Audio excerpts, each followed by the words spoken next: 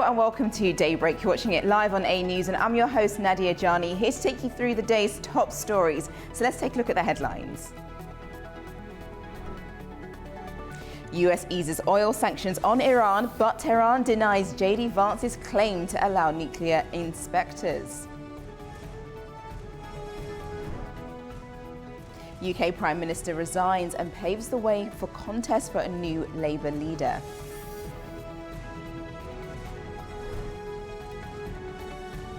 And Ukraine and Russia exchanged deadly strikes with at least one child killed.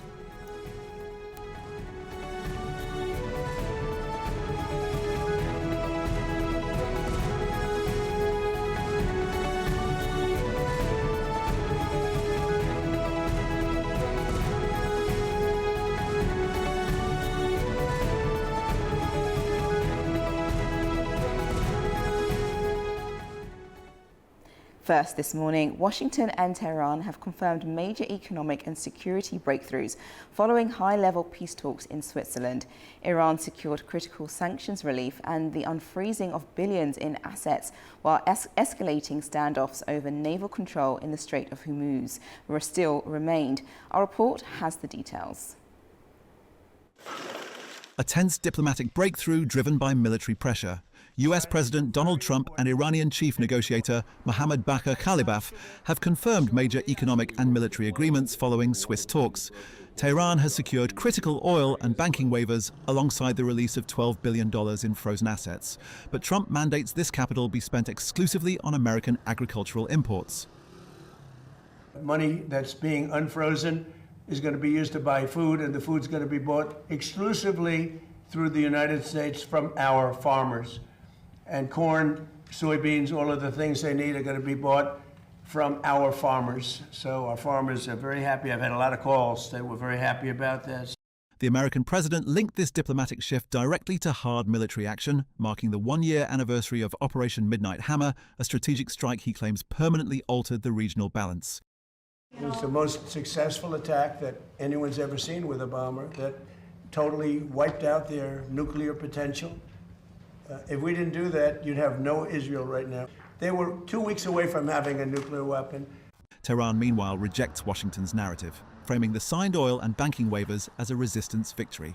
In transit, Khalibaf confirmed the temporary exemptions are legally secured, but warned that pre-war control over the strategic Strait of Hormuz is permanently over. Everyone should know that the administration of the Strait will never return to the way it was before the war. These temporary restrictions must be lifted until we are able to remove the sanctions completely. While both nations agreed to a direct shipping hotline to prevent overnight clashes in the waterway, Washington warns its total naval blockade can reactivate within 15 minutes if Tehran violates the pact.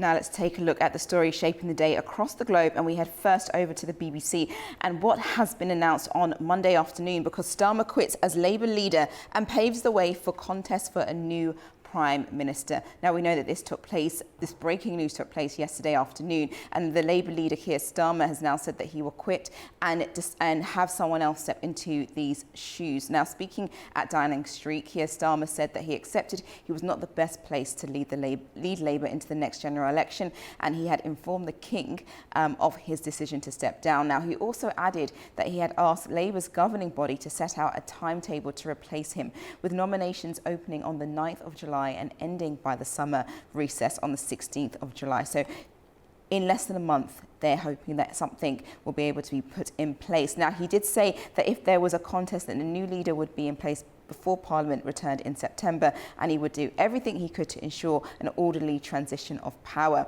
and added that he would remain as Prime Minister up until this point had been completed. Now, Andy Burnham, who I mentioned on the programme yesterday when this was first being touted that the Prime Minister, Keir Starmer, was currently going to resign, is in the offing to be one of those main contestants, and he is regarded by many to be the front runner to replace Sir Keir Starmer after securing an emphatic win over the Reform UK rival last week in Macclesfield by-election. Now, Burnham has announced on Monday that he will put himself forward as a candidate in the leadership contest, so we know that his name is definitely going to be in the running. Who else is going to be with him? We're not quite sure at the moment, because a number of potentials have not expressed that they are going to run in this particular leadership contest, especially Wes Streeting, who was the former Health Secretary, was the one who was touted to be one of the ones to add to the contest, but he's decided to put his backing behind Andy Burnham, who you can see here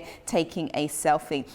Now, Burnham is expected to give a speech next week, pledging on how he's going to grow the economy if he becomes the Prime Minister, while also sticking to the government's fiscal rules. Now, Keir Starmer was elected leader of the Labour Party in April 2020 and became Prime Minister on the 5th of July 2024. So just shy of 2 years since becoming Labour leader.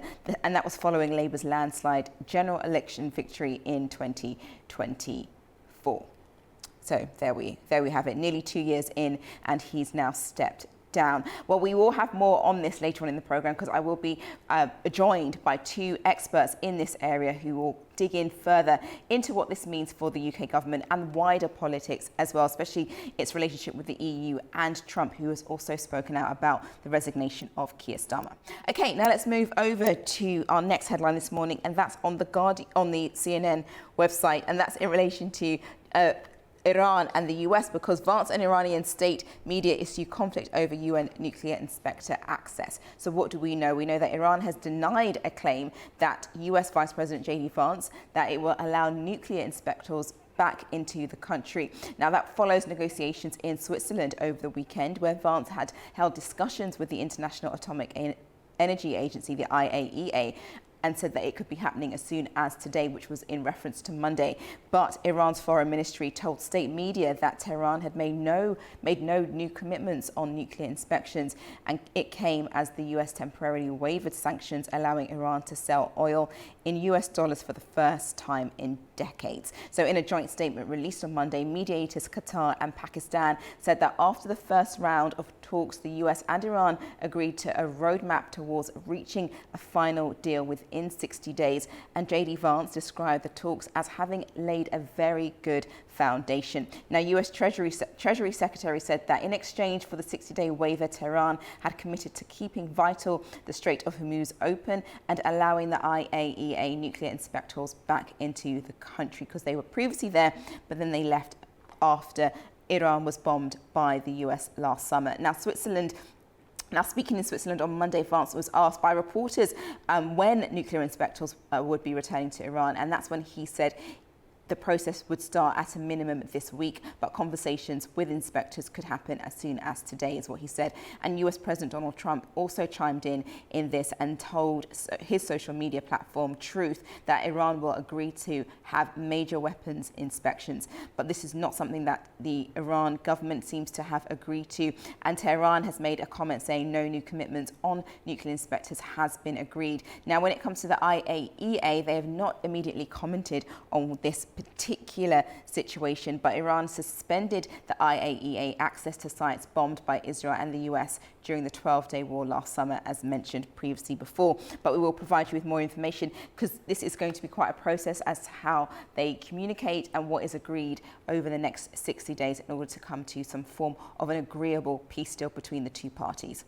Okay, now let's move over to our next headline this morning, and that's on the New York Times, because Europe is experiencing a very high temperatures and a much considered high heat wave going through. So Britain, France, Spain, Portugal, Switzerland, Luxembourg and Germany are all under high level heat warnings. And this map, if we could scroll down, just shows exactly where this heat wave is hitting and why. So under the high level heat warnings, temperatures are expected to reach or exceed 40 degrees Celsius, which is actually 104 degrees Fahrenheit. And in France, forecasters say Paris could hit 40 Celsius already this week. So as we take a look at this map, you can see it goes from being very light yellow to a deeper orange, and red is extremely bad. But you can see in parts of Spain and France over here that it is looking very much a light to dark orange, which is where the temperatures have really soared in the coming days. Now, which is unprecedented for June. Now, more than half of the country is under a red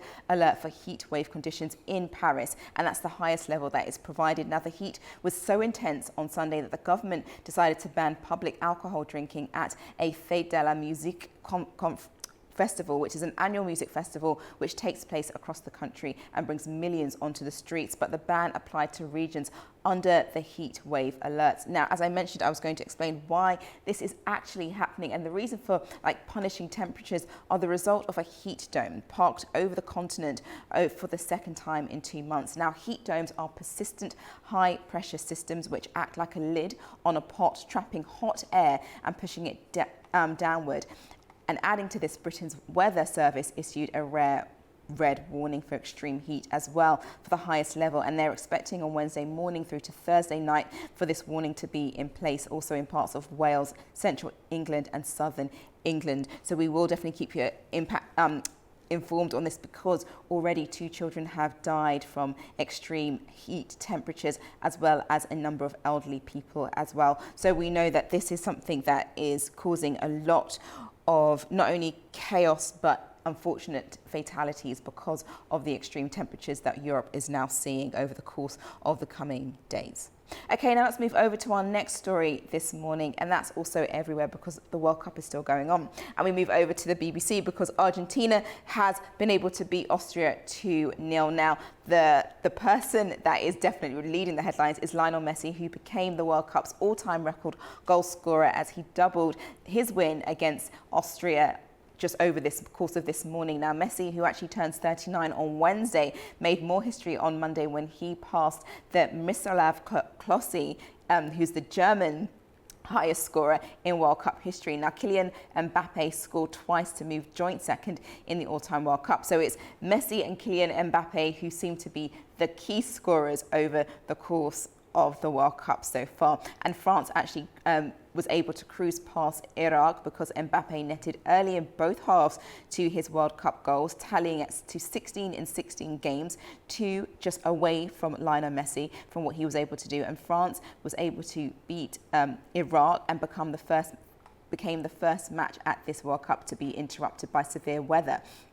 This is France, so 3-0 to Iraq. And if we scroll down, you can see Kylian Mbappe. Now, the game was actually disrupted because there was 2 hours of time at the beginning, more than 2 hours, they say, of the first period being ended because of lightning strikes in the area. But in the end, France was able to come back and score 3-0 over Iraq, even though there was a delay in the games. There we are with Mbappe.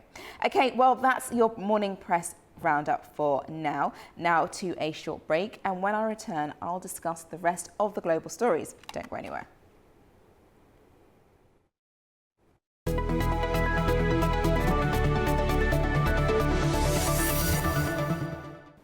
Welcome back. You're watching Daybreak. Now let's have a look at the global stories this morning, and we turn directly to the UK. And after increasing pressure, British Prime Minister Keir Starmer announced his resignation as leader of the Labour Party.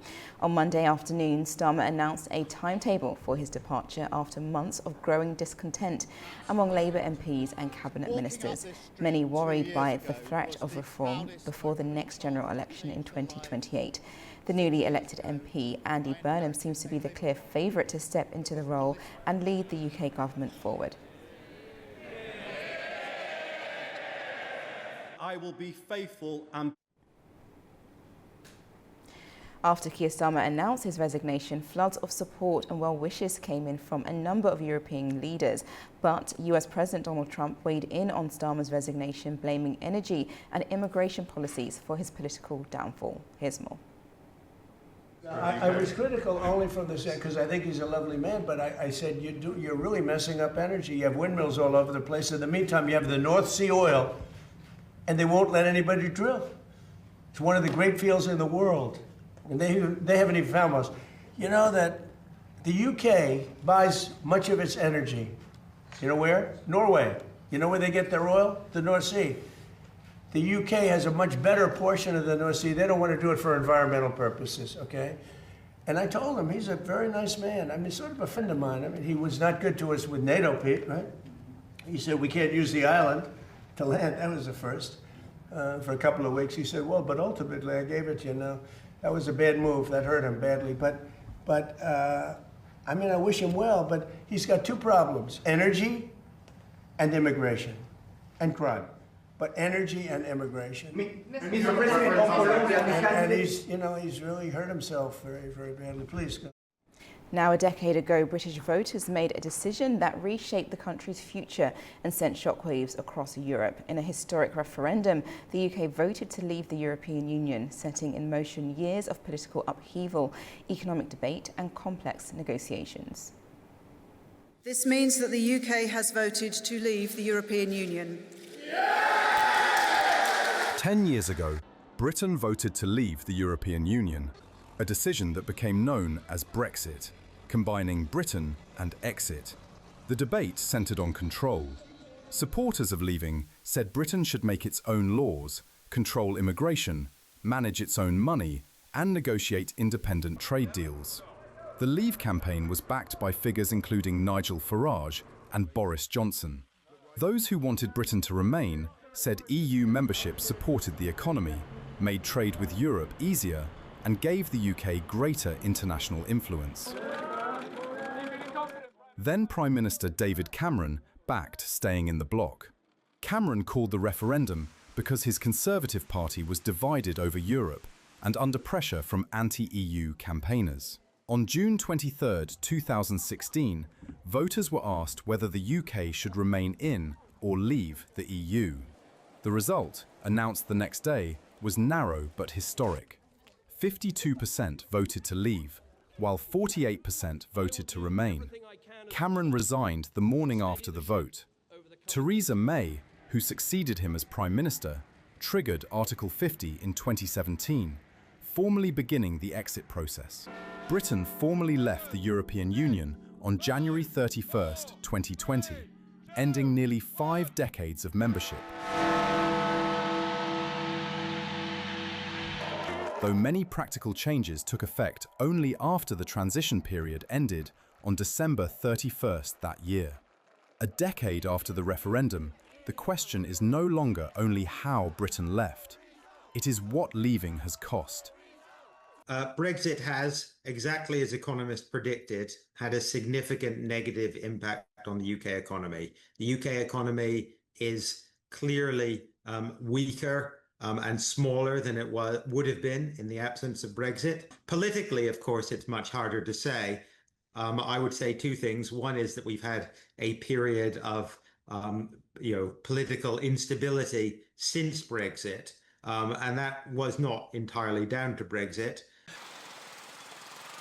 But Brexit's impact has not been limited to Britain. It has also reshaped the European Union, forcing the bloc to adapt to the departure of one of its largest economies, biggest military powers, and most influential members. Brexit obviously has been negative for the UK, but the EU was weakened by the loss of the UK, and that's particularly important in the current geopolitical environment. And the EU would be much stronger if it were to be reassociated with the UK in some form, particularly given the economic, geopolitical and security challenges we face, thanks again to Trump's destabilizing influence, but also to the broader trends of the EU, the US and China. And so I think far-sighted European leaders ought to say, let's put us, yes, of course, we want an economically beneficial relationship and we have to defend our own interests. But in the medium to long run, we would be much stronger with the UK on the inside in some form. And really, that should be something more of a priority, perhaps, for European Union leaders than it currently is. 10 years on, Brexit is no longer just the story of a country leaving the European Union.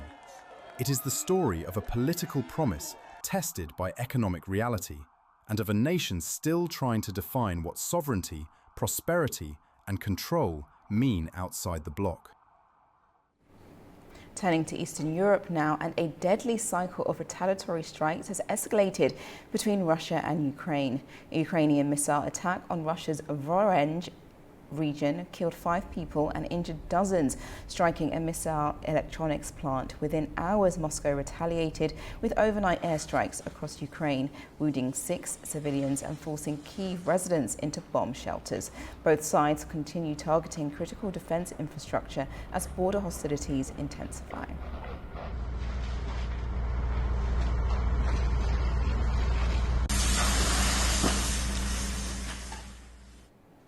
Now, at least 18 people have died in France as an intense heat wave continues to grip large parts of Europe. Among the victims were 2 children aged 2 and 4 who were found unconscious in a family car. 3 elderly people aged 80 to 95 died from heat-related complications in Bordeaux region, while 13 others drowned across France as many sought relief from the extreme temperatures.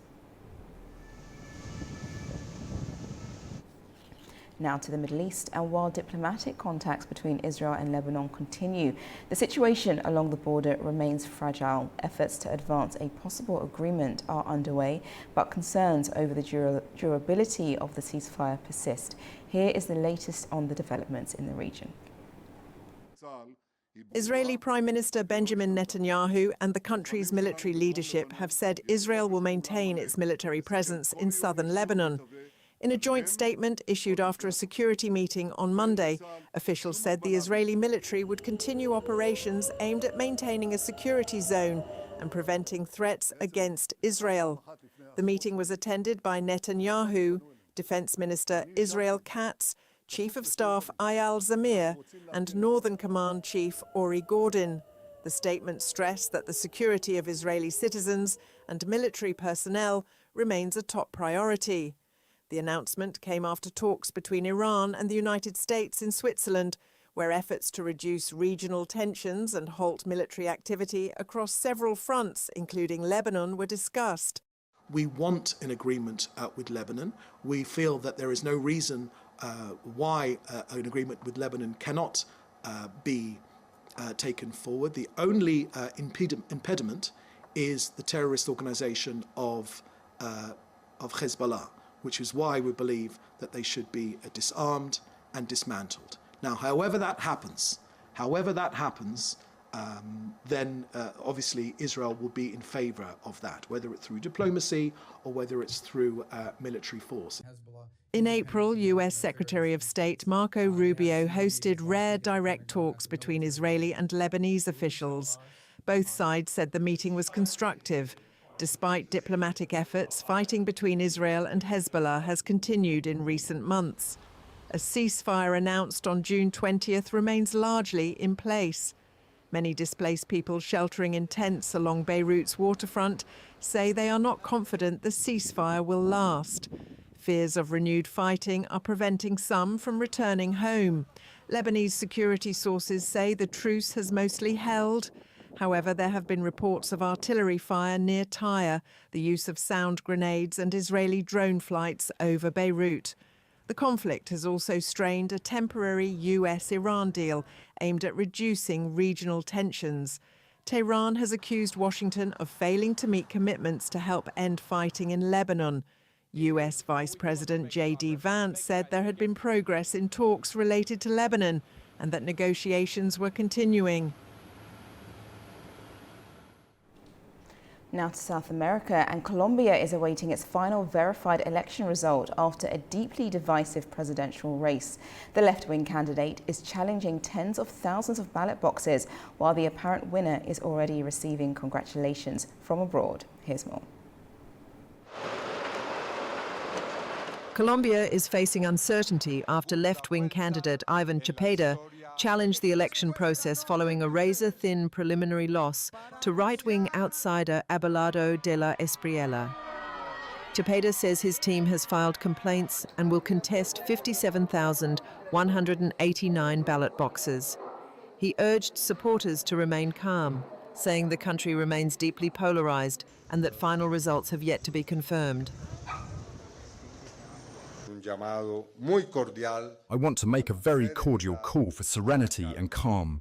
And if there are public expressions in favor of or against any particular circumstance, they should take place strictly within the framework of calm and peaceful mobilization. If such mobilizations take place, which I want to be clear, we are not calling for. Initial results showed De La Espriella with 49.66% of the vote, ahead of Cepeda by around 250,000 votes. Under Colombian law, a final verified count overseen by notaries and judges is required, although it was not yet clear whether that process would alter the preliminary outcome. Meanwhile, US President Donald Trump congratulated De La Espriella, saying he looked forward to building a strong relationship with Colombia. Trump said De La Espriella had called to thank him for his support and predicted ties between the two countries would improve. So he called me last night and he thanked me for the endorsement. He won the election. He wasn't anticipated to win, but he won, and he won handily. It's just an honor. He was just a good man. The result points to a shift to the right in Colombia and adds to a broader rightward trend across Latin America. And from one congratulatory message to another, because US President Donald Trump has praised what he called a great relationship with Venezuela, saying Washington is taking tremendous amounts of oil from the country. Venezuela, by the way, has been amazing. We are really having a great relationship with that country, taking out tremendous amounts of oil, far, far more than that particular war cost, many, many times. Sending it to Houston, sending it to Louisiana, sending it to lots of places. And Venezuela is also doing well. Venezuela is doing better than it's done in maybe ever. So it's been an amazing situation. Where did you ever hear of getting money back from the war by 42 times over, right, Pete? Nobody does that. Now to East Asia, and China has announced new countermeasures against the United States, including restrictions on government procurement and new export controls. The move comes after the Pentagon expanded its list of Chinese companies it says are linked to the Chinese military. Our correspondent Manor Makhdoom has more from Beijing. China's Ministry of Finance has barred government procurement entities from purchasing products from 46 U.S. companies. Most of them are defense contractors, including multiple units of Lockheed Martin, Raytheon, and General Dynamics. However, foreign-funded entities that are locally registered in China and associated with the companies are exempt from the restriction. The measure took effect immediately after it was announced. In a separate move, China's Ministry of Commerce has added 10 U.S. entities to its export control list, including drone makers, Teal Drones, as well as American rare earth companies. Under the new rules, Chinese export operators are barred from shipping dual-use items to the listed firms. Also, organizations or individuals from any country are barred from transferring or supplying any China-origin dual-use items to the named companies. The ministry also said that the move was taken to safeguard national security and fulfill international non-proliferation obligation in line with China's own export control law. The countermeasures come after the Pentagon updated its own list earlier this month, adding a number of Chinese technology companies, including Alibaba, BYD, and Baidu, to a register of firms it accused of supporting China's military. That designation, however, does not impose immediate sanctions, but bars the U.S. Department of Defense from awarding direct contracts to the listed companies starting June 30th. Restrictions on indirect procurement to follow in 2027. The exchange highlights how U.S.-China relations are increasingly playing out through targeted entity lists and procurement bans, even as the two governments work to keep their overall trade truce intact. Manu Makhdoom, A News, Beijing. Now, highly pathogenic H5N1 bird flu has been confirmed in 2 migratory birds brought to a wildlife hospital and sanctuary in Western Australia. Agriculture Minister said a northern giant petrel found sick on a remote beach tested positive for the virus. This follows a confirmed case involving a brown skua on the 20th of June. Until now, Australia had remained the only continent without confirmed cases on the mainland. However, the virus was detected in late 2025 on the sub-Antarctic territory of Heard Island.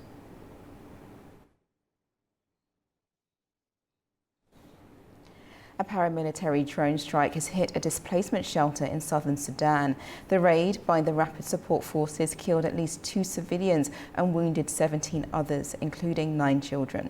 The strike highlights 2 weeks of continuous bombardment in central Sudan, with rights groups warning that escalating drone warfare is pushing Sudan's 13 million displaced people into a catastrophic survival crisis.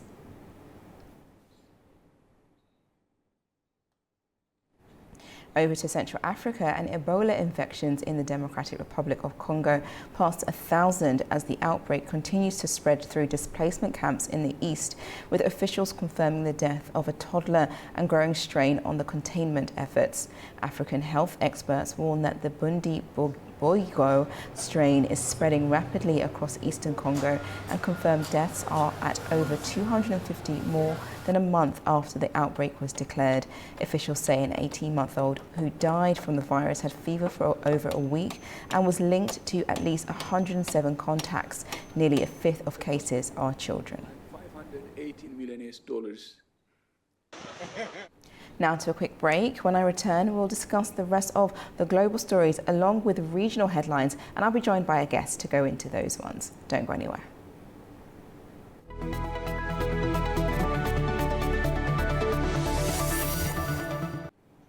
Welcome back, and thank you for joining me this morning. Now let's return to the region and focus on some of those key headlines. And we head first over to Azerbaijan and Azer Telecom and Telecom Armenia, who have signed a bilateral agreement aimed at enabling Armenia's international internet connectivity via Azerbaijan. The companies said the agreements are intended to diversify regional connectivity routes, improve the reliability of telecommunications networks, and strengthen cooperation in the sector. According to Azer Telecom, the deal will expand the company's role as a leading regional backbone internet operator. It will also allow Azer Telecom to provide transit of internet traffic toward Armenia using its existing infrastructure.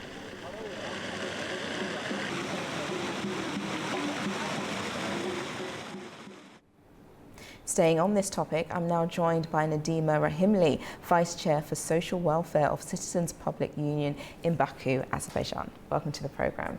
Thank you for having me here. Well, we just had the video that kind of set up exactly what we'll be discussing today, and I wanted just to get straight to it and ask you a question on how significant is this Internet Transition Agreement in political terms? Is it simply commercial telecommunications deal, or could it be seen as an early confidence building measure between the two countries? Thank you for the question. Yes, as we know that yesterday it was announced that Azer Telecom of Azerbaijan and Telecom of Armenia, they have signed a bilateral agreement on the international internet traffic transit. And of course, in this there we can see as it as a communication, as a digitalization and the internet transit. But generally, if you look at the situation, it's a part of the negotiations. I can evaluate it as a part of the peace negotiations that are going on between Azerbaijan and Armenia, because till now, till this peace contract, till peace negotiations, we didn't have, of course, maybe we have always Azerbaijan was wanting peace in the region, but till now we didn't have such agreements with Armenian side or such connection with Armenian side, but we can see this as a part of the peace negotiations in the region, and I do believe that this will lead in, this will not be just one. In other sectors also we will have good strategical bilateral memorandums or agreements between two countries. I see. So this is basically a good start in the right direction, I believe. So Azer Telecom says it will provide international internet traffic to Armenia through the infrastructure in Azerbaijan. Now that creates a degree of interdependence. What does that tell us about the current state of Azerbaijan-Armenia relations? And does it suggest both sides are becoming more willing to pursue practical cooperation despite unresolved political issues? Yes, we can assess it. So as you know that before it also, especially in different oil products, we have some cooperation with Armenian side, and it shows both sides at the moment, Azerbaijan and Armenia, are willing to cooperate between each, because this, if we can speak about the benefits of for both countries, this communication, this connection will benefit, of course, not only Azerbaijan. Azerbaijan is also, of course, a digital hub, as Azerbaijan's aims, strategic objective was of being digital hub in the South Caucasus. But besides it, we are sure that Armenia is also will be beneficial from this side, and it can see its benefits. That's why they are also willing to cooperate with Azerbaijan in this regard. Let's just pick up on what you just said about Azerbaijan positioning itself as a key digital hub, especially within like the Digital Silk Way project and connecting Europe and Asia. Now, what are the benefits that this could bring to both countries in terms of investment, resilience and integration with global digital markets? Yeah, as you mentioned, the Digital Silk Way project, Digital Silk Way initiative, as you know, that a few years ago it was initiated by Azerbaijan. And Azerbaijan, we always mention Azerbaijan being the logistical hub, between the Asia and Europe. But here we can see that Azerbaijan just not playing a role of logistics, but we can also connect the, like as we say, not logistic, internet, communication, and so on. And here, Azerbaijan, of course, we have.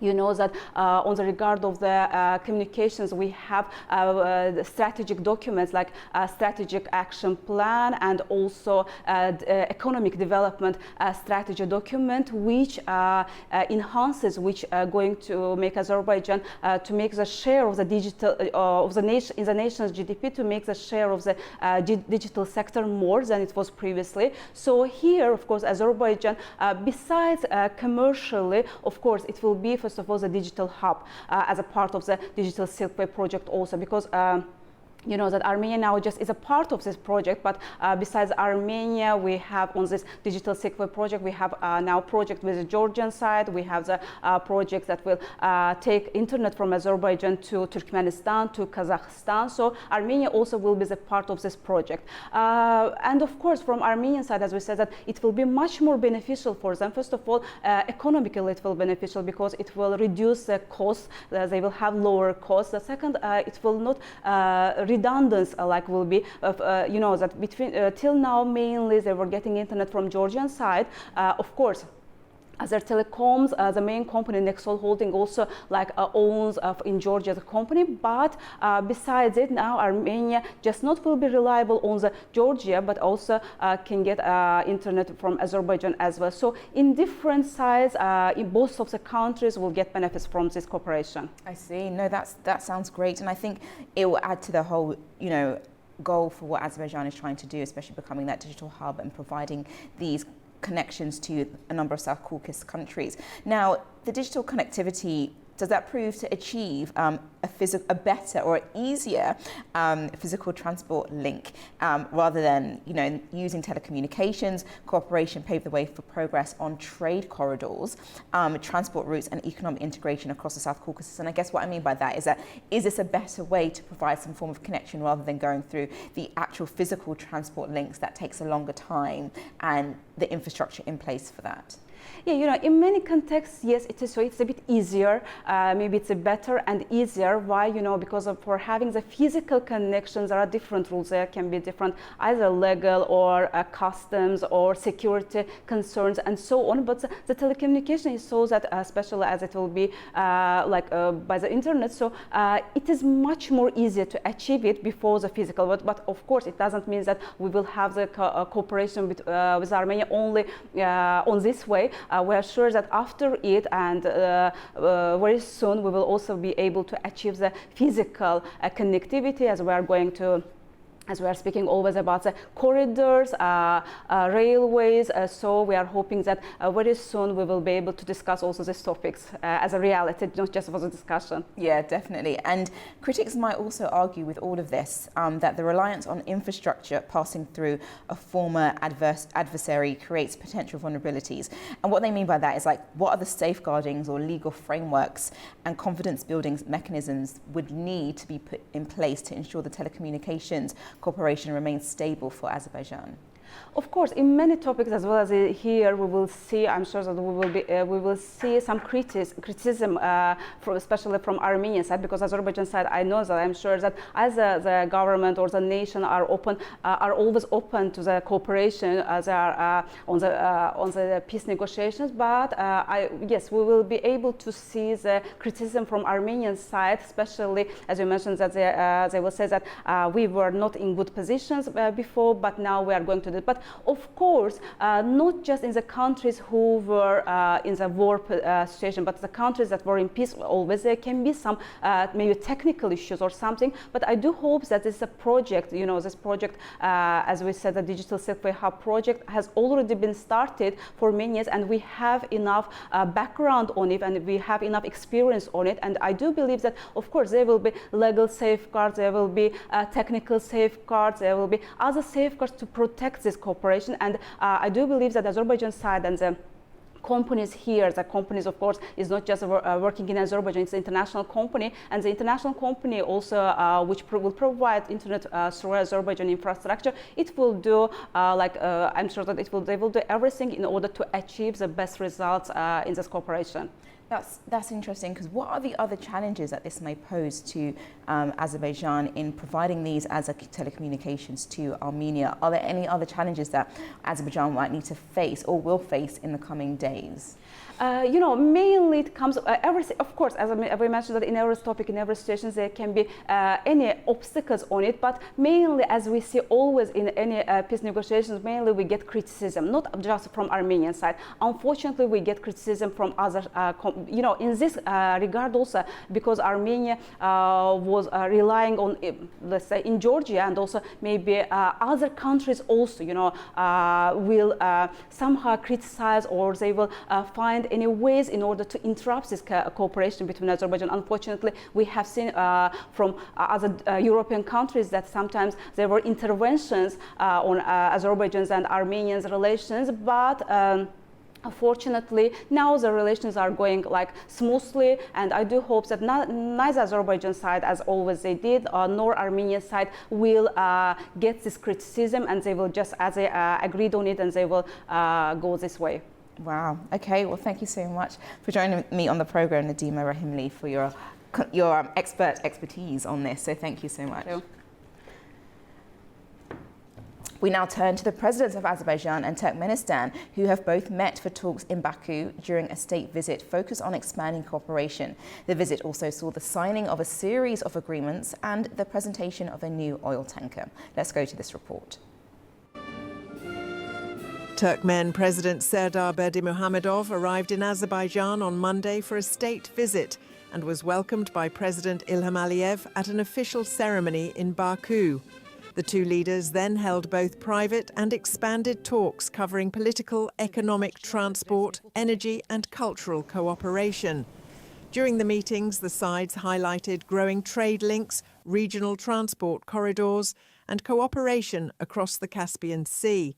They also discussed joint work in international organisations and broader efforts to strengthen bilateral ties.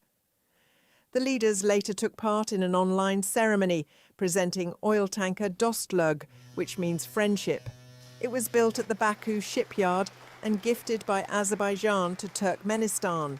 With a carrying capacity of nearly 8,000 tonnes, the vessel is expected to support transport links across the Caspian Sea. The visit concluded with the exchange of a joint statement and a number of agreements covering customs, energy, agriculture, industry, healthcare, labour, sports and foreign policy cooperation.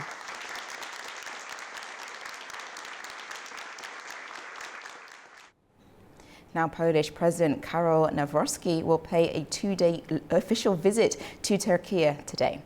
It follows the visit will take place at the invitation of Recep Tayyip Erdogan on the 23rd to the 24th of June. The talks will review the current state of relations between the two countries and discuss ways to expand cooperation. The sides are also expected to exchange views on key regional and global issues.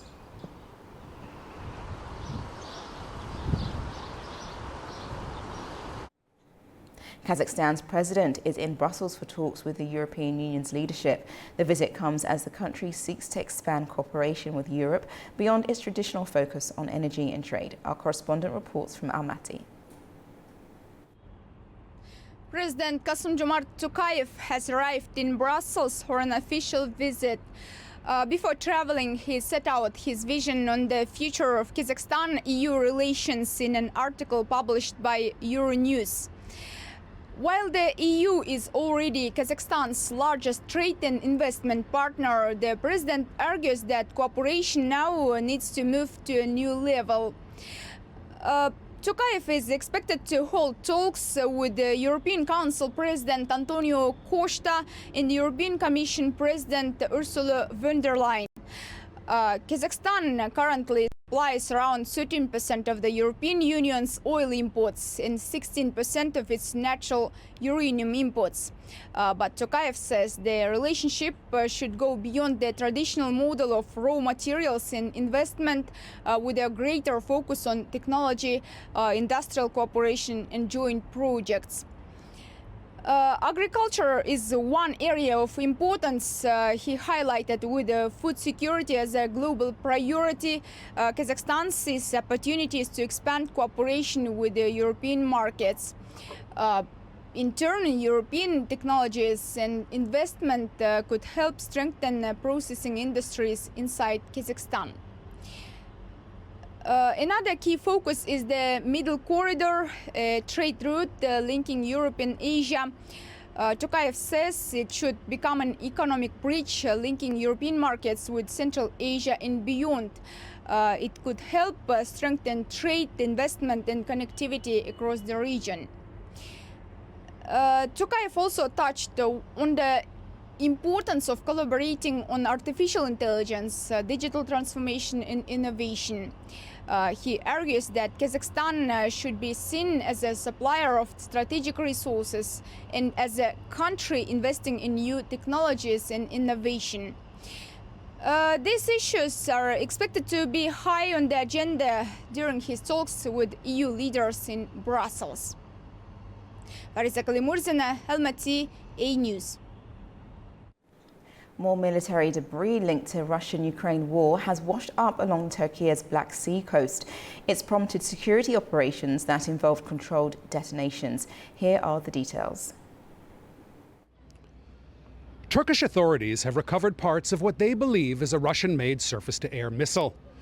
The debris washed ashore at 2 locations along Turkey's Black Sea coast over the weekend. The discoveries were made in Istanbul's Çatalca district and in the Bafra district of the northern Samsun province. In Samsun, bomb disposal teams were sent to the area after live munitions were found on a public beach.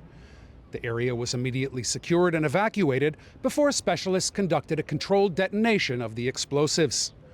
Authorities later reopened the beach after determining there was no longer any threat to public safety. No injuries or property damage were reported. In a separate incident, the remnants of military weaponry were found in Ormanlı Beach in Istanbul's Çatalca district. Officials said it was believed to have drifted ashore from the Black Sea. It is now being investigated by the authorities. The incidents are the latest in a series of discoveries involving military hardware along Turkey's Black Sea coastline since the outbreak of the Russia-Ukraine war in 2022. It's not uncommon for military weaponry to drift into Turkey's territorial waters. Over the past 4 years, authorities have recovered naval mines, unmanned surface vessels, aerial drones, and other munitions. Earlier this month, Turkish authorities destroyed a bomb-laden drone that washed ashore on a beach in Bartın province, also on Turkey's Black Sea coast. As a NATO member bordering the Black Sea, Turkey has sought to maintain balanced relations with both Russia and Ukraine, while taking measures to safeguard maritime security and civilian areas. This is Adam Morrow for A News in Istanbul, Turkey. It's now time for a break, but when I return, I'll have a full update on the latest headlines, plus a look at what's making the front pages this morning. Don't go anywhere.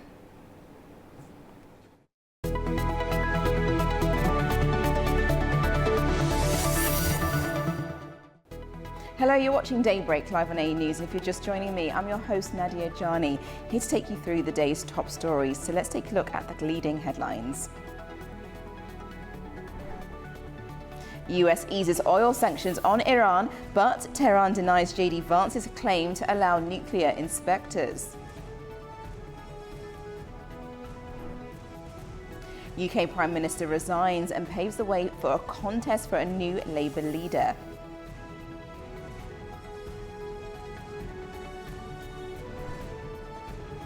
And Ukraine and Russia exchanged deadly strikes with at least one child killed.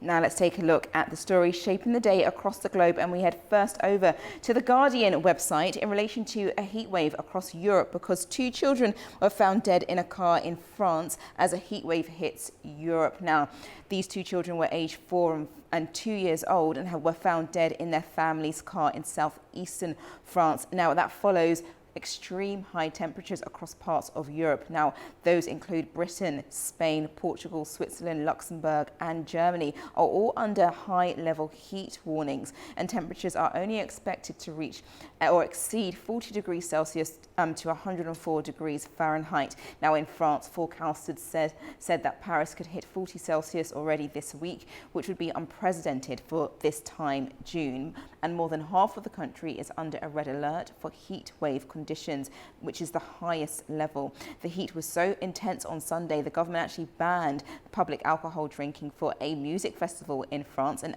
which takes place each year and brings hundreds of millions of people to the streets. Now, the ban was applied to regions under those that had the heat wave warning. Now, why is this happening? It's due to the high temperatures are due to a result of a heat dome parked over the continent for a second time in 2 months. Now, the heat domes are quite persistent in the fact that it has a high pressure system which acts like a lid on a pot, which traps hot air, pushing it downward, and adding to that causes a number of high heat temperatures. And Britain has also issued a rare red warning for extreme heat, the highest level that they've done for Wednesday morning through to Thursday night in certain parts of the country, which include Wales and central and southern England. But we will provide you with more information. But just also advising that people do not go to local rivers if they are unable to swim, as there's been a number of fatalities when a number of groups of people try to find relief, and unfortunately they have not been able to withstand the currents and also drown, which is not good based on a number of high heat temperatures that the country has been receiving, especially across Europe.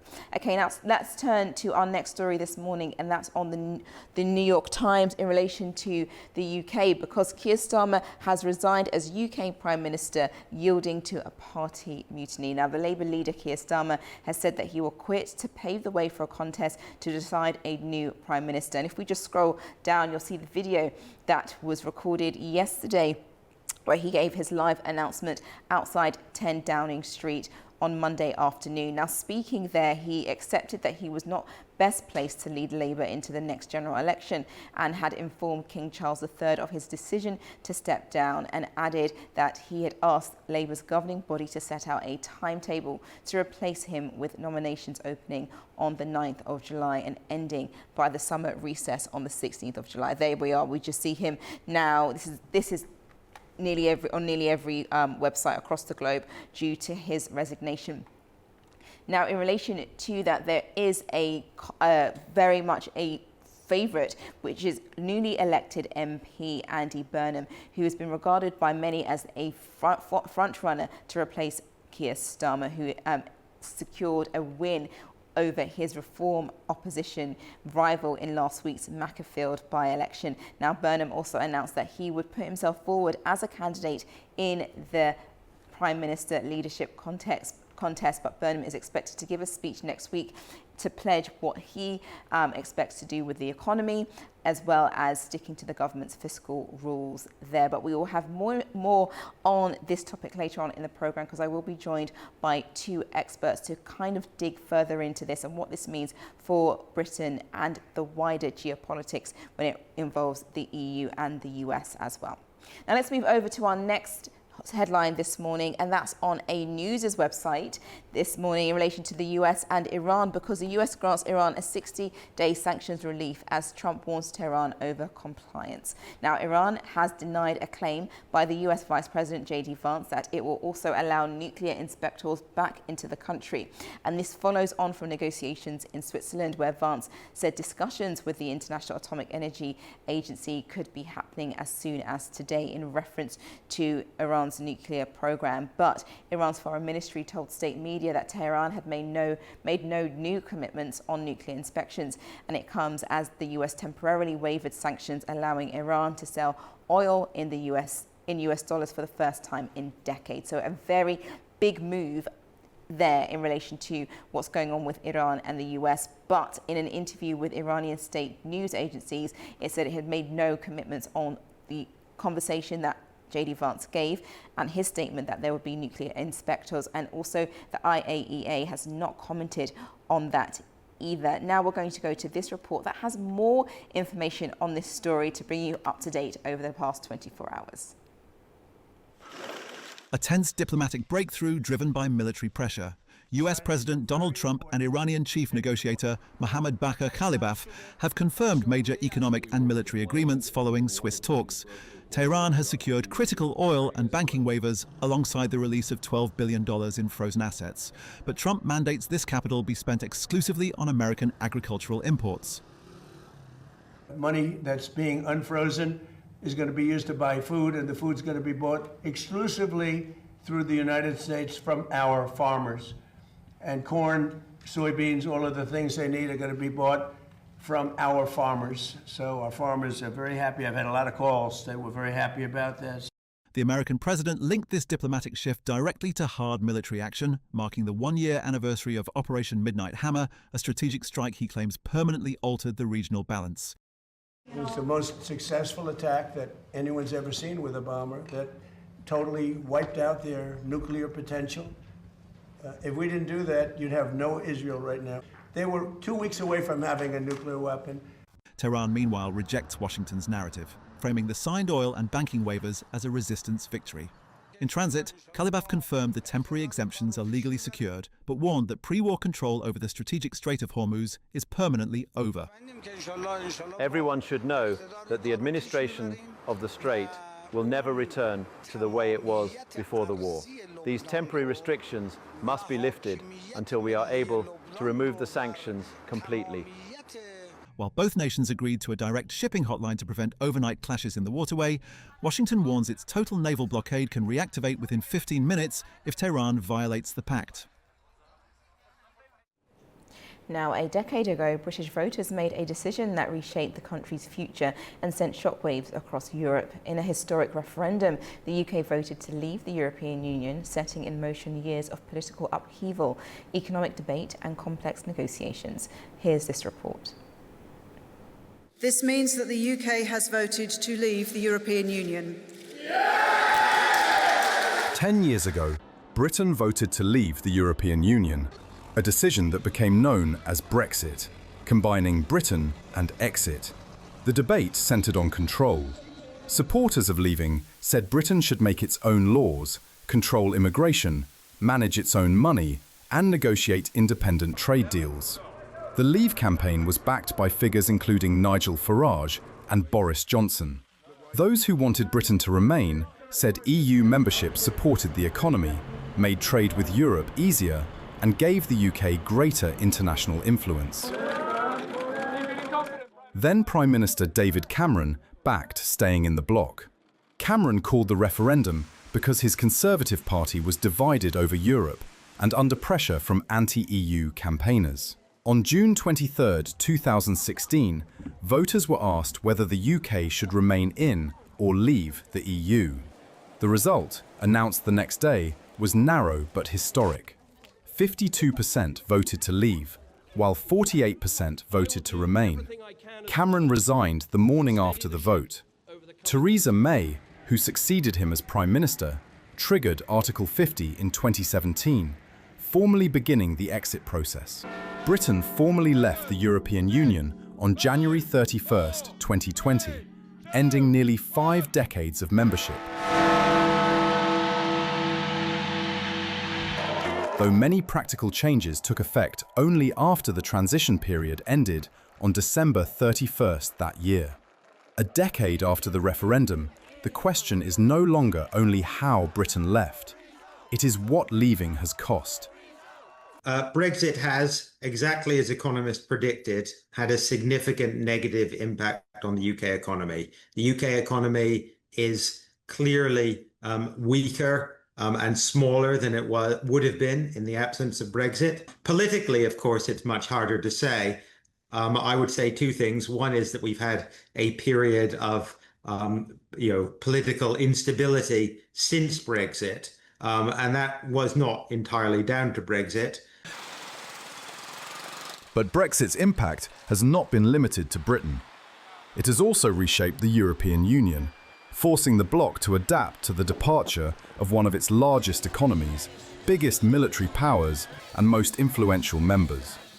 Brexit obviously has been negative for the UK, but the EU was weakened by the loss of the UK, and that's particularly important in the current geopolitical environment. And the EU would be much stronger if it were to be reassociated with the UK in some form, particularly given the economic, geopolitical, and security challenges we face, thanks again to Trump's destabilizing influence, but also to the broader trends of the EU, the US, and China. And so I think far-sighted European leaders ought to say, let's put us, yes, of course, we want an economically beneficial relationship and we have to defend our own interests. But in the medium to long run, we would be much stronger with the UK on the inside in some form. And really, that should be something more of a priority, perhaps, for European Union leaders than it currently is. 10 years on, Brexit is no longer just the story of a country leaving the European Union. It is the story of a political promise tested by economic reality, and of a nation still trying to define what sovereignty, prosperity, and control mean outside the bloc. Now we stay on British politics and the turmoil following the resignation of UK Prime Minister Keir Starmer. Now attention is turning to the newly elected MP, Andy Burnham, who was widely regarded as a leading contender to succeed Starmer. He could become the 7th leader in 10 years. So what led to this dramatic moment, and where does Labour and the country go next? Joining me now to discuss this is John McTernan, former political secretary to Tony Blair, and Fraser Nelson, the Times columnist in the UK. Joining me now. Thank you very much, guys. Welcome to the programme. It's great to be on. Lovely. Let me just start with, firstly, with you, John, in relation to the questions that many will be having this morning. It wasn't a secret that Keir Starmer was going to resign, especially after what US President Donald Trump tweeted out on Sunday, confirming that this was going to take place. But now that his resignation announcement has happened, which was on Monday, has the dust now settled, and could a brighter future be at hand, especially because Andy Burnham seems to be the man that everyone's touting for the job? What are your thoughts on that? Look, it's definitely good for the Labour Party and for the Labour government that Andy is popular and optimistic, charismatic, and a communicator. And I think all of those things are the opposite of how Keir Starmer ended up as Prime Minister. So that's a boost for Labour. Also, I think that he's signalled that he intends a change in direction for the government, which I think is good philosophically. He has identified that the neoliberal form of governance, which has driven UK government for the last 30, 40 years, it's run to the end of its usefulness, and he wants to replace it with a much more interventionist, state-leading, state-owning key assets. And I think that allows him more scope to get to the heart of why the Labour government hasn't been able to get growth going in the economy in the last couple of years, and really why there's not been growth over the last 15 years. And do you think this is something that Andy Burnham will be able to deliver? Do you think the public will definitely respond in the right way towards him in comparison to how they did with Keir Starmer? Oh, look, the question of delivering, some of it is, to be honest, how you talk to the country. Almost the first thing Keir Starmer did after an election when he got voted in on the platform of change was he held a press conference in the garden of number 10 Downing Street, and he said, I'm sorry, things are really bad at the moment. I know you feel bad, but let me just reassure you, it's going to get worse. And it's going to get worse before it gets worse. And there's something in a national leader where you actually have to lift the spirits, not depress them. And so I think it's very important that the tone is different. But also some of the early moves are going to be important. I can see it very likely that the failing utility, the nationalised water industry, Thames Water, that is likely to be nationalised. That gives an indication, an emblem of the kind of direction that the new Prime Minister would like to go in. There'll be a package of cost of living measures. There'll be the key personnel appointed. Probably Ed Miliband as Chancellor, because look, in the end, we're at a turning point in the world economy, and we're at a turning point in the world in terms of climate crisis. The sweltering heat in London, sweltering heat across Europe shows us something's gone deeply, deeply wrong with the way they've been treating the planet. So there's all kinds of ways in which a new man, a new face, a new voice can respond to the circumstances. And in the end, our country's pretty depressed because it's been 20 years since we had a pay rise. So something's got to be done about that. Yes, well, there is, many things on the list that any new leader will definitely have to tackle. Now, Fraser, if I can just bring you in on this. Now, the right-wing leader of the Reform Party, Nigel Farage, actually called for a general election in response to Keir Starmer stepping down. But Andy Burnham was able to defeat the Reform opposition in the by-elections last week. Should Reform be worried that Labour may have the answer to combat their party, do you think? Well, it's not just Reform. I mean, the Conservative Party as well is looking anxiously at these polls. And by the way, I imagine that Andy Burnham will see a significant opinion poll. That's what typically happens. It happened under Theresa May for the Conservatives. And things look great. Of course, the proof is always in the pudding. Governments are judged by what they do, not what they say. So I think we can see that usual trajectory. And the big question, of course, is whether Andy Burnham is able to overcome the problems that ended up impaling Keir Starmer. In a year's time, people are going to want to know, is the economy improving? As John says, are they going to get a pay rise? Is there going to be an improvement in the standard of living? If there is, of course, then Labour will reap the political rewards. But if there isn't, then I fear that Labour will go the same way as the Tories. People will be, having been given two prime ministers in one election, will have pretty high expectations for the second one, given that he wasn't actually voted by the country in the way that Keir Starmer was. So there's a higher bar for Andy Burnham. If he meets it, Labour's prospects will be good. If he doesn't, I'm not sure if the electorate will be very forgiving. Well, isn't that like a poison chalice within itself? Because Keir Starmer had a very long list to kind of go in after the Conservative government was, unfortunately, deprecated the economy in certain areas, that there was a lot of criticism, especially around the NHS. Do you think Andy Burnham now will be able to take that on and actually change things in a very short amount of time? Well, this is the big question Britain's asking itself. Can Burnham deliver? What will Burnham do? We know virtually nothing about him. He's a mayor of Manchester. He was talking about buses up in Manchester. That's a very big difference to running a country. With Keir Starmer, you were able to road test him, see what he had to say in debates in a general election, the same way you do in any election around the world. To take a mayor straight into Parliament and put him straight into number 10 means that it's a massive question mark. What does he believe? How will he do it? He talks about Manchesterism as if a city is itself a philosophy.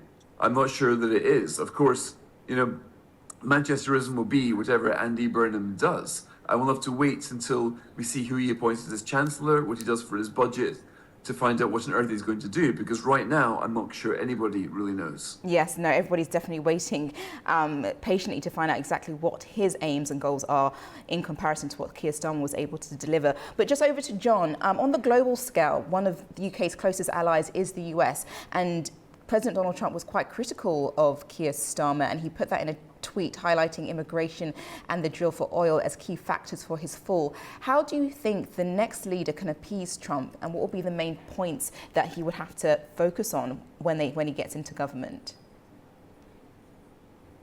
Look, I think it's come to something when the consideration about the president of one of our closest allies, a country that's one of our closest allies, that the consideration is how to appease him as if he is some unstable dictator. And the danger is that he does do things which have massive geopolitical ramifications that cause huge pressures on inflation, The war in Iran is an example of that. The UK has got to stay in a situation where it maintains close relationships with the United States because of its alliance, but the alliance is with the country, not with one particular president. And I think in some kind of ways, the closeness that Keir Starmer tried to have with Donald Trump was slightly undignified. Far better for the closeness to be articulated by the King Charles, and for the UK to have a critical distance closer to the European Union on economic issues like tariffs, closer to Europe and NATO, European NATO members and Canada on defence issues. I think that having a bit of distance is a good thing. And we also have a situation that in a few months' time, it may well be that you have a new Prime Minister in the UK and a lame duck president in the United States, which shifts the balance and the focus. Normally, a lame duck president starts doing international affairs. This president's been doing a lot of them very disruptively.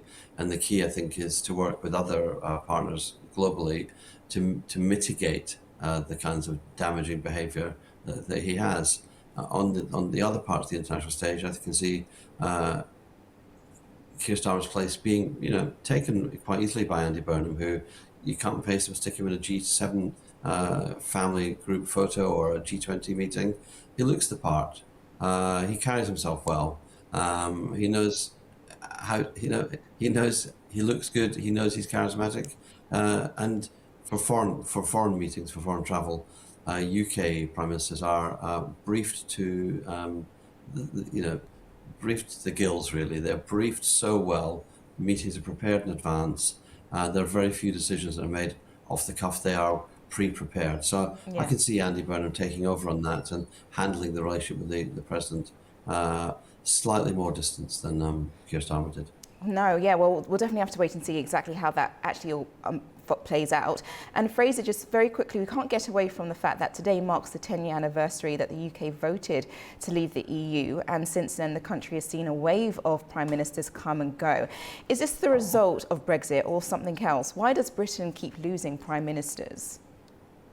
Well, it's certainly not to do with Brexit. I'm not sure Brexit forced Keir Starmer out of office.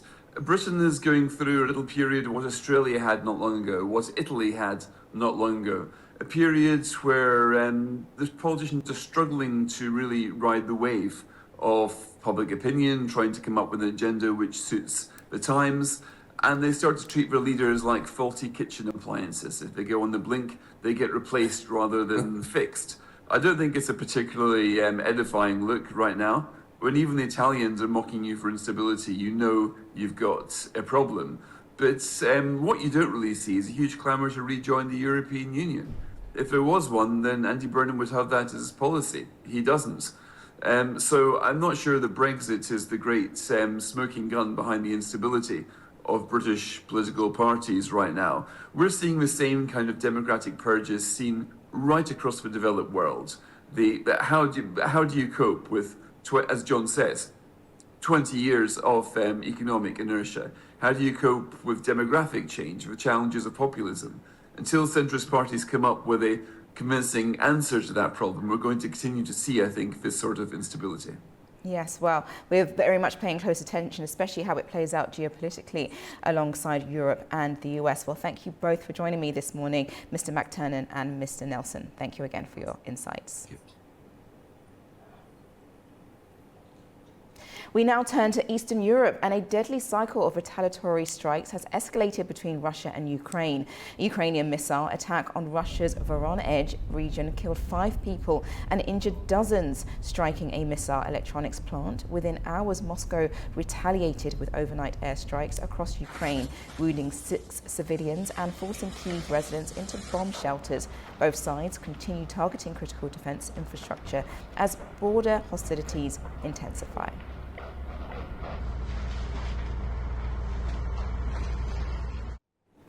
Now to the Middle East, and while diplomatic contacts between Israel and Lebanon continue, the situation along the border remains fragile. Efforts to advance a possible agreement are underway, but concerns over the durability of the ceasefire persist. Here's the latest developments in the region. Israeli Prime Minister Benjamin Netanyahu and the country's military leadership have said Israel will maintain its military presence in southern Lebanon. In a joint statement issued after a security meeting on Monday, officials said the Israeli military would continue operations aimed at maintaining a security zone and preventing threats against Israel. The meeting was attended by Netanyahu, Defense Minister Israel Katz, Chief of Staff Eyal Zamir, and Northern Command Chief Ori Gordon. The statement stressed that the security of Israeli citizens and military personnel remains a top priority. The announcement came after talks between Iran and the United States in Switzerland, where efforts to reduce regional tensions and halt military activity across several fronts, including Lebanon, were discussed. We want an agreement with Lebanon. We feel that there is no reason why an agreement with Lebanon cannot be taken forward. The only impediment is the terrorist organization of Hezbollah, which is why we believe that they should be disarmed and dismantled. Now, however that happens, then obviously Israel will be in favor of that, whether it's through diplomacy or whether it's through military force. In April, US Secretary of State Marco Rubio hosted rare direct talks between Israeli and Lebanese officials. Both sides said the meeting was constructive. Despite diplomatic efforts, fighting between Israel and Hezbollah has continued in recent months. A ceasefire announced on June 20th remains largely in place. Many displaced people sheltering in tents along Beirut's waterfront say they are not confident the ceasefire will last. Fears of renewed fighting are preventing some from returning home. Lebanese security sources say the truce has mostly held. However, there have been reports of artillery fire near Tyre, the use of sound grenades and Israeli drone flights over Beirut. The conflict has also strained a temporary US-Iran deal aimed at reducing regional tensions. Tehran has accused Washington of failing to meet commitments to help end fighting in Lebanon. US Vice President J.D. Vance said there had been progress in talks related to Lebanon and that negotiations were continuing. Now, the EU leaders have signalled strong backing for Moldova's path to membership after a Brussels summit, with President Maia Sandu welcoming new accession talks and reform progress. Welcome to This Day in Europe, where the second EU-Moldova summit in Brussels sent its strongest signal yet that the country is moving steadily toward EU membership. Meeting with Moldovan President Maia Sandu, EU leaders praised the country's reform efforts and welcomed the recent opening of the first accession negotiating cluster, moving Moldova into the next phase of EU membership talks.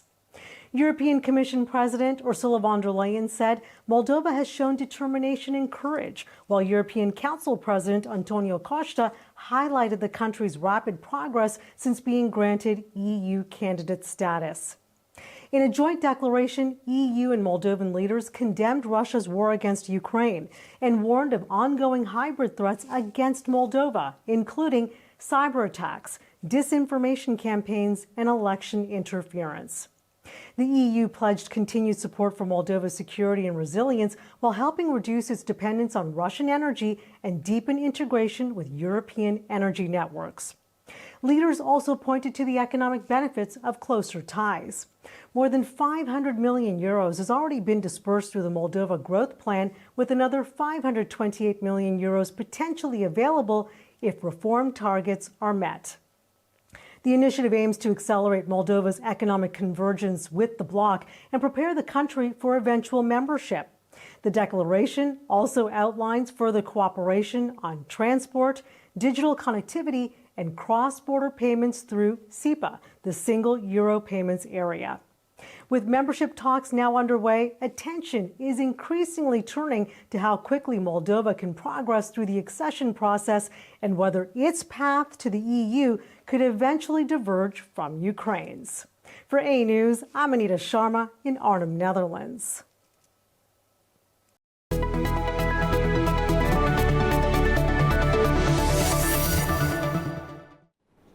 Now, the Argentine football player Lionel Messi has become the all-time leading scorer in men's and women's World Cup history after netting his 18th tournament goal in Argentina's match against Austria. The Argentine star moved clear of Brazil women's football legend Marta, with whom he had been tied before scoring the opener. Messi has also extended his lead at the top of the men's World Cup scoring chart. He now sits 2 goals ahead of former German striker Miroslav Klose.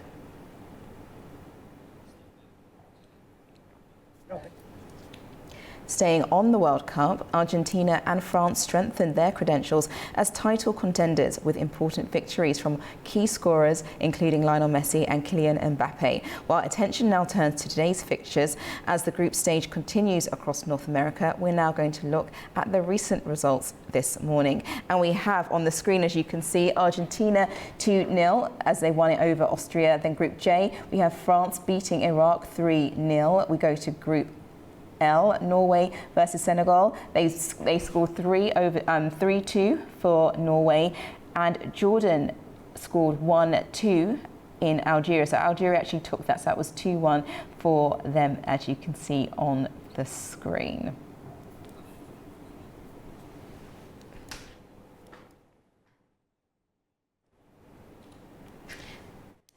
Those were the World Cup results. So hopefully we'll continue to provide you with more each day, as they always seem to fall within our time bracket, so that you are up to date with what's going on. But those are all the stories this morning. Thank you so much for joining me. But make sure you stay tuned to A News throughout the course of the day, where we'll have more updates and information for you. I'll be back on your screens tomorrow morning. Take care.